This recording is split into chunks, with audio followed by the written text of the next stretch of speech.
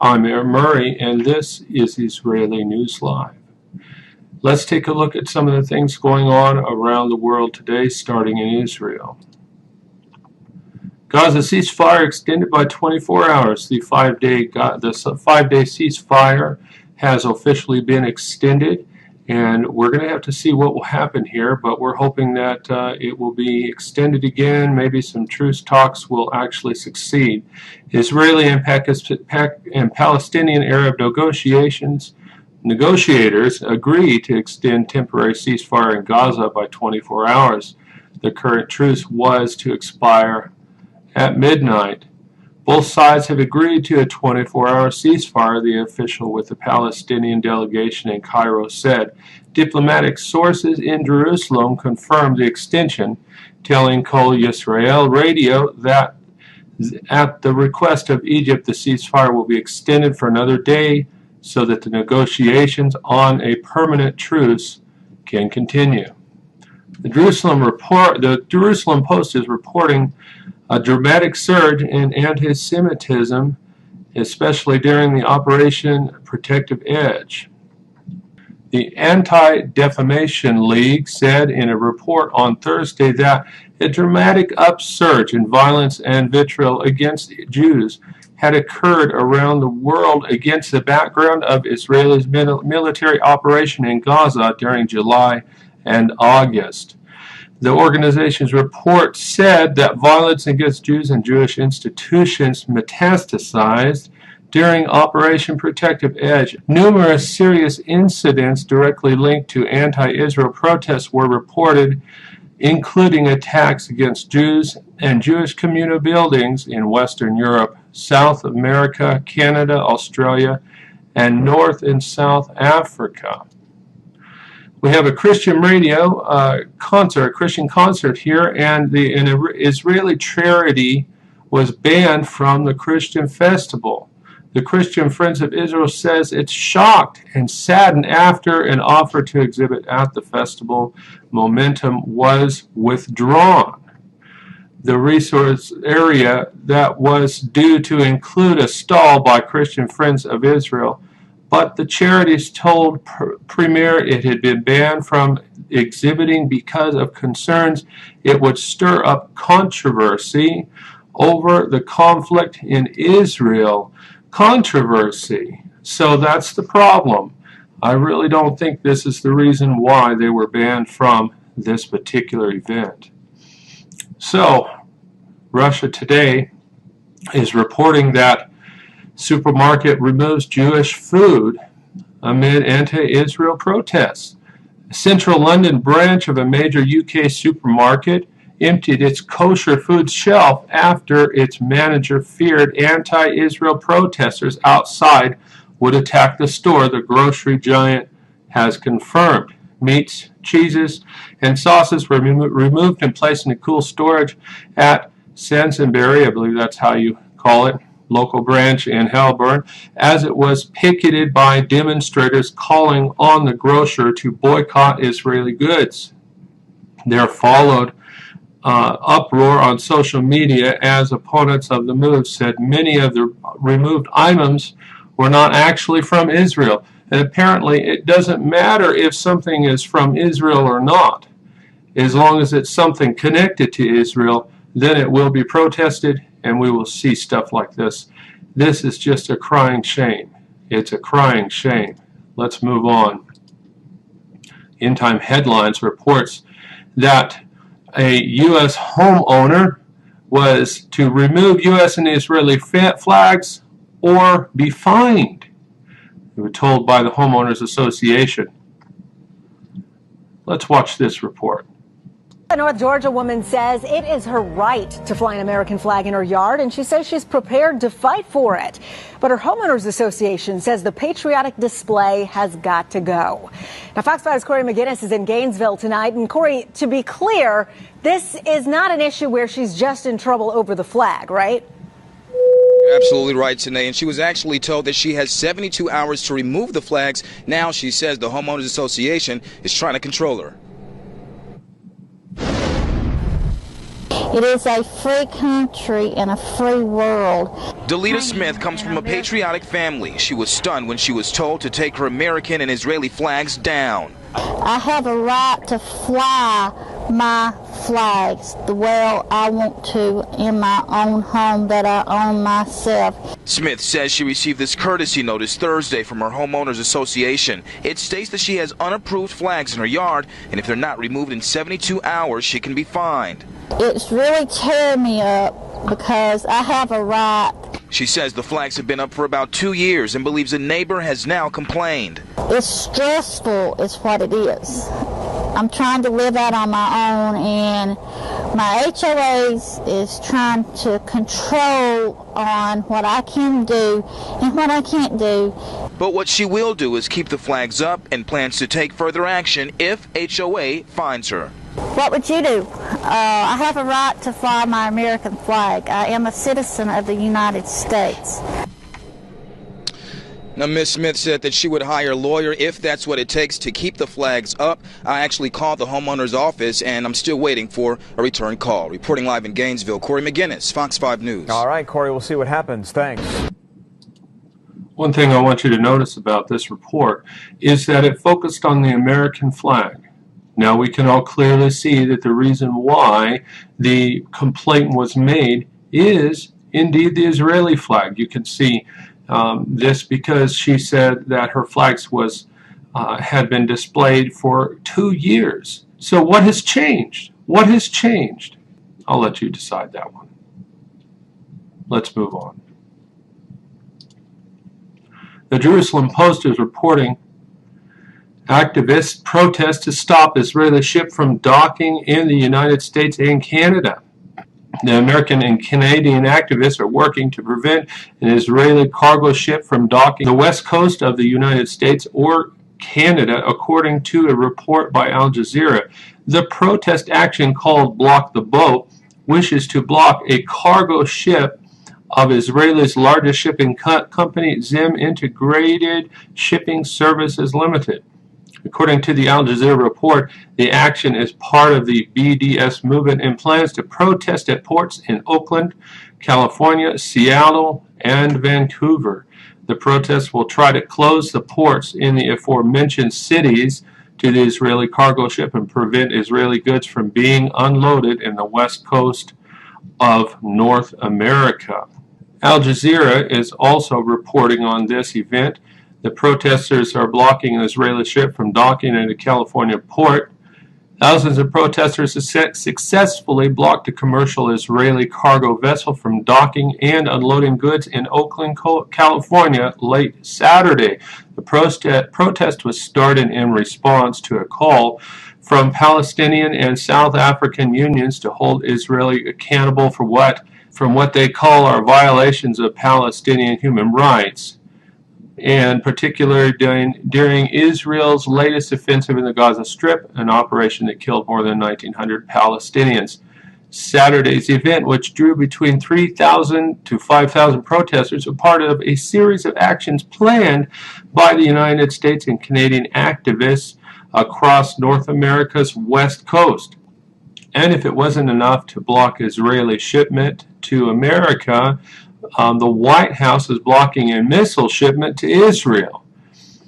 Well, the Pentagon has approved a shipment of Hellfire missiles used by helicopter gunships for Israel. It appears the Pentagon's approval was made without consulting the White House and Department of State. If you remember, Obama signed an executive order. I can't remember exactly what it was called, but in essence, it required all shipments of arms and such to be approved by the White House itself. So keep that in mind.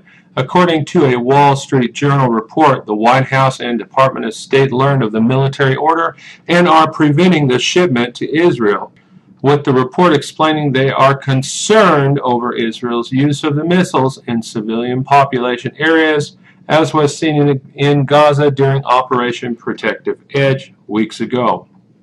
The newspaper continues, quoting a senior Israeli official who states the rift between Israel and the U.S. had deepened, and while there have been tensions in the past, now it is becoming personal and reflects a level of distrust between the sides. Now let's move on to something else, to the African continent and to the Liberia Ebola crisis, which is going on around the area. I wanted to address this today because it's an issue that affects nations and countries worldwide.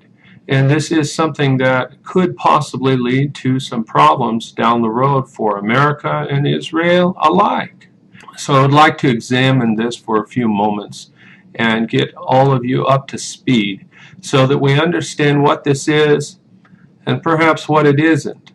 But let's take a quick look here and we'll figure that out together. A Liberia clinic attack overwhelms overworked Ebola aid workers. The battle against the West African Ebola outbreak suffered a huge setback this weekend at clinic and quarantine center for suspected patients in the Liberian capital of Monrovia was attacked late Saturday, resulting in dozens of infected patients walking back into the community and contaminated items being removed. Widespread fear of the deadly virus turned ugly as an angry mob raided the treatment center in the largest slum of Monrovia. The mob, many of them armed with clubs, forced open the Ebola isolation ward, chanting, "No Ebola in West Point," the name of the slum. There were also heard shouting that Ebola didn't really exist, claiming it was a hoax by the Liberian president to get money. They looted the clinic, removing contaminated medical items, instruments, and soiled bedding. It is believed as many as 29 patients fled the treatment center, and their whereabouts are unknown, leaving health workers fearing a possible dramatic spread of the virus in the sprawling capital.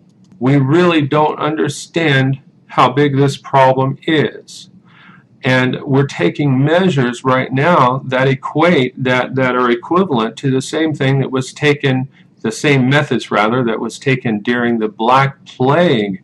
Ebola outbreak. Plague villages set up to contain virus emulate methods of medieval Europe. The rapid spread of Ebola has led to affected countries creating quarantine villages, medical roadblocks to halt the spread of the infection to cities, and military operations forcing people ill with the disease to stay in their homes, creating a modern-day version of the plague villages created in medieval Europe and demonstrating the extent of West Africa's suffering under the outbreak.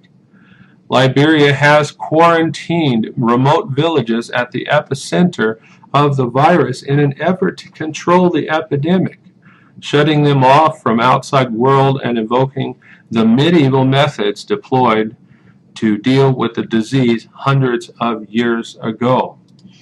I bring this up to you so that you can see the actual scope of the problem.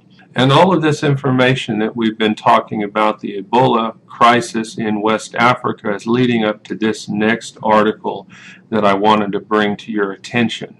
This is something that's going around YouTube and being mentioned here and there, and a lot of people are really getting jumpy about this. And I want to bring it up. It may or may not be entirely accurate. I'm not sure. We can't verify any of this, but I want to bring it to your attention. Again, I say specifically because it is making waves across YouTube. So let's take a look. 3,000 Ebola martyrs warned ready to strike America. A new report released in the Kremlin today by the Foreign Intelligence Service is stating that the reasons for President Obama's mysterious and unscheduled return to the White House this weekend is due to the United States facing an apocalyptic attack from an estimated 3,000 Ebola martyrs who are already in America and warned are ready to strike. According to this report, SVR intelligence analysts became aware of the attack planned by these Ebola martyrs against the United States from their monitoring of an Islamic State terrorist cell operating out of the Embassy of Saudi Arabia, located in Washington, D.C. In the past few weeks, this report continues, this IS terrorist cell has had total freedom of movement around Washington, D.C., with no U.S. intelligence service monitoring of them, and have brazenly taken and posted photos of one, their flag pinned to the White House fence, and two, one of their operatives holding a letter against the backdrop of a U.S. government building that reads, "Soldiers of the Islamic State of Iraq and Syria will pass from here soon," and followed by a Quran verse, and I don't want to read that particular verse. The underlying tweet posted with these photos further warned America, "We are in your state, we are in your cities, we are in your streets." Now I want to bring an opposing article that has a little bit of common sense. Crazy news headlines come and go every day with not an ounce of truth in them. Sometimes we can learn from them, though. And the following article from the European Union Times might help us understand the course of evildoers. It suggests 3,000 Ebola martyrs are already in the United States and ready to strike. And he goes on to say that the images could be manipulated and so. And he says, and yes, some bozo could have just as easily staged the torn paper shot to spread fear and panic, which is this one here. Basically, what I wanted to point out is this is going around YouTube, and this is something that I wanted to bring to everyone's attention. Oftentimes, stories like this come and go, and they can be like a test balloon that goes out to see how the public will react to any given thing. Watching the news over the years, I've seen this happen several times, and I wanted to bring this up to you. Even if this is a true attack that has been planned, that has been orchestrated over the country of America, these are things that a simple act of God's people getting on their knees and praying can literally prevent. I've seen things prevented by God's people humbling themselves and turning back to the Lord, seeking His face, and then things miraculously happen so that terror cells are exposed, so that these men's plans just crumble into pieces. So I wanted to bring this up to you in the close of this news broadcast to remind you all, pray for our country. This is a hard time. There are many threats around. There are always threats against our country, yes.